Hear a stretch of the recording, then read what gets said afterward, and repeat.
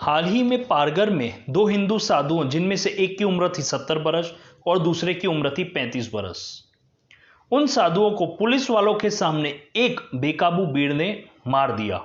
जिस खबर का प्रसारण तारीख 16/4/2020 और 21/4/2020 को आर भारत में शाम को जो प्रोग्राम आता है, जिसका नाम है पूछता है भारत, जिसका होस्ट करते हैं अर्नब गोस्वामी, उसमें किया था, जिसके चलते अर्नब गोस्वामी के ऊपर कई राज्यों में कई एफआईआर और कंप्लेंट दर्ज हुई, जिनमें से महाराष्ट्र, छत्तीसगढ़, एमपी, राजस्थान, जम्मू कश्मीर और तेलंगाना राज्य थे, जिनमें महाराष्ट्र में 1 एफआईआर और छत्तीसगढ़ में 3 एफआईआर दर्ज हुई है और कई राज्यों में इनके ऊपर एफआईआर दर्ज हो सकती थी, जिसके चलते अर्नब गोस्वामी को जल्द से जल्द गिरफ्तार करने का जोर भी लगाया गया था।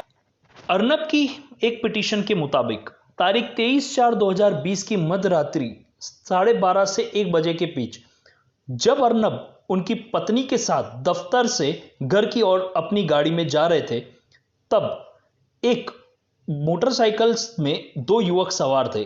उन्होंने अर्नब की गाड़ी पे अटैक किया।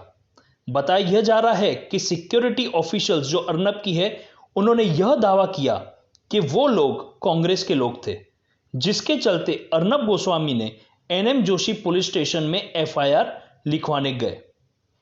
पहले तो उनकी एफआईआर दर्ज नहीं कर रहे थे, लेकिन कई मशक्कत के बाद और समय चलते उनकी एफआईआर दर्ज की गई, जिसके चलते अर्नब गोस्वामी ने आर्टिकल 32 के तहत ऑनरेबल सुप्रीम कोर्ट में आज एक रिट पिटीशन फाइल की, जिसमें उन्होंने उनके विरुद्ध कई एफआईआर जो हुई है उनको क्वॉशिंग करने के लिए तथा 16/4/2020 और 21/4/2020 में हुई डिबेट टेलीकास्ट के आने वाले दिनों में कोई एफआईआर न हो, उन पर स्टे लगाने के लिए भी एक याचिका दायर की।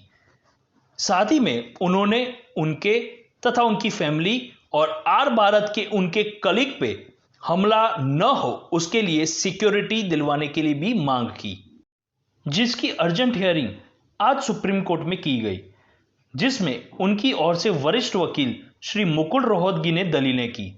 दलीलें पेश करते हुए रोहतगी ने यह कहा कि इस तरह निजी तौर पर शिकायतकर्ता को फंसाया नहीं जा सकता, क्योंकि 23 अप्रैल को उनकी और उनकी पत्नी पर हमला जो हुआ वो जानलेवा था।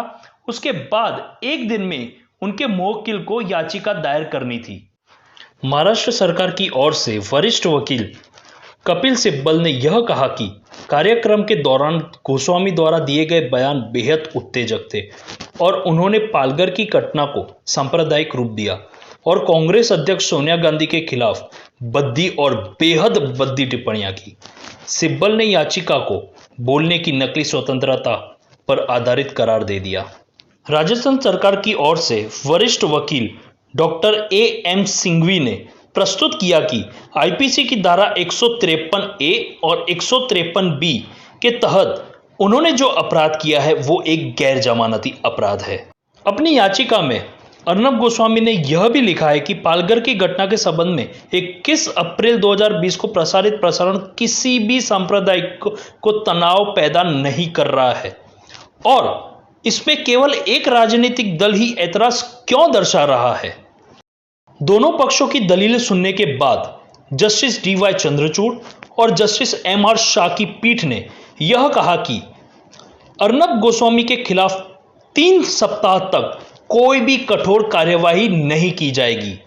न्यायमूर्ति चंद्रचूड़ ने यह भी कहा कि अदालत आज अर्नब गोस्वामी को 3 सप्ताह की अवधि के लिए संरक्षित करने का इरादा रखती है और उन्हें ट्रायल कोर्ट या तो उच्च न्यायालय के समक्ष अग्रिम जमानत की अर्जी देने की अनुमति भी देती है। इसके साथ ही पीठ ने नागपुर में दर्ज एफआईआर को मुंबई ट्रांसफर करने का ऑर्डर किया है और बाकी दर्ज एफआईआर पर रोक लगा दी गई है। साथ ही पीठ ने मुंबई पुलिस आयुक्त को अर्नब गोस्वामी व उनके दफ्तर को सुरक्षा देने के निर्देश भी दिए हैं। पीठ ने उनके सारी एफआईआर को जोड़ने की अर्जी दाखिल करने की अनुमति दे दी है और इस पर 8 सप्ताह के बाद सुनवाई होगी, यह भी कहा है। ये थे कई निर्देश जो सुप्रीम कोर्ट ने अर्नब गोस्वामी की पिटीशन पे दिए। होप आपको ये वीडियो अच्छा लगा होगा। अच्छा लगा हो तो लाइक कीजिए, शेयर कीजिए, सब्सक्राइब ज़रूर कीजिए। शुक्रिया।